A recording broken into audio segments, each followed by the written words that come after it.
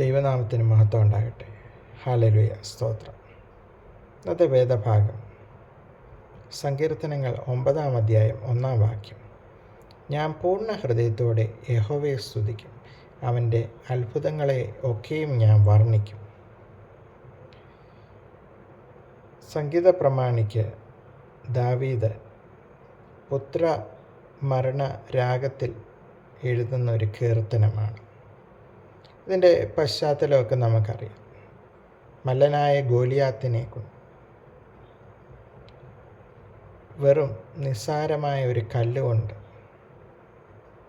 ദാവീദ് വീഴ്ത്തി അതിൽ ദൈവത്തിൻ്റെ കരങ്ങൾ പ്രവർത്തിച്ചു. അതുകൊണ്ട് ദാവീദ് എഴുതുകയാണ്, ഞാൻ പൂർണ്ണ ഹൃദയത്തോടെ യഹോവയെ സ്തുതിക്കും, അവൻ്റെ അത്ഭുതങ്ങളൊക്കെ ഞാൻ വർണ്ണിക്കും. നമ്മുടെ ജീവിതത്തിൽ പൂർണ്ണ ഹൃദയവും പൂർണ്ണ മനസ്സും ദൈവത്തിന് നൽകുക.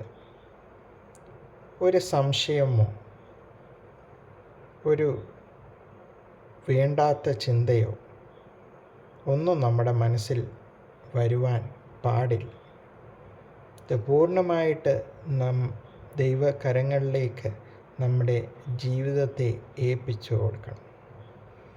പൂർണ്ണ മനസ്സോടെ പൂർണ്ണ ആത്മാവിനോടുകൂടെ ദൈവത്തെ ബഹുമാനിക്കുക, സ്നേഹിക്കുക.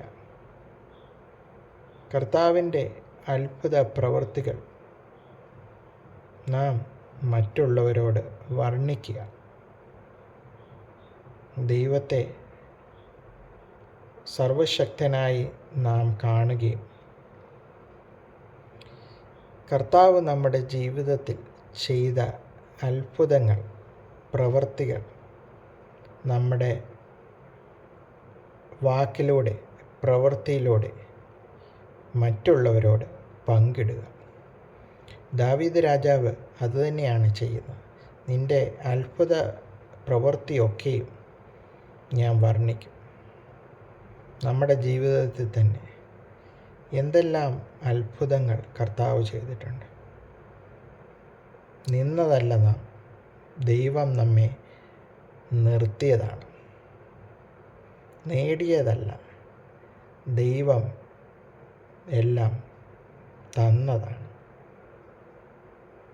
അത് നമ്മുടെ ജീവിതത്തിൽ ഓർക്കുമ്പോൾ ദൈവം ഓരോ ദിവസവും വഴി നടത്തുന്ന അത്ഭുതങ്ങൾ, അവൻ്റെ പ്രവൃത്തികൾ നാം മറ്റുള്ളവരോട് ഷെയർ ചെയ്യുക.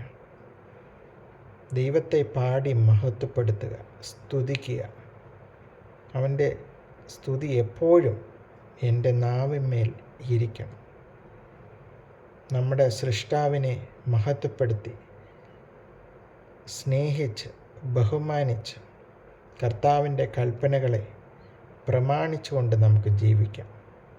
അതിന് കർത്താവിൻ്റെ ആത്മാവ് നമ്മളെ ഒരുക്കട്ടെ, സഹായിക്കട്ടെ എന്ന് പ്രാർത്ഥിക്കുന്നു. യേശുവേ, കർത്താവേ, ഒരു ദിവസം കൂടെ ദാനമായി തന്നതിനായി സ്തോത്രം. ഞാൻ പൂർണ്ണ ഹൃദയത്തോടെ യഹോവയെ സ്തുതിക്കും. കർത്താവ് ചെയ്ത കൃപകളും അത്ഭുതങ്ങളും മറ്റുള്ളവരോട് പറയുവാൻ ഞങ്ങളെ ശക്തീകരിക്കണേ എന്ന് പ്രാർത്ഥിക്കുന്നു. മറ്റുള്ളവർക്ക് ഒരു അനുഗ്രഹമായി തീരുവാൻ ഞങ്ങളെ രൂപാന്തരപ്പെടുത്തണേ എന്ന് പ്രാർത്ഥിക്കുന്നു.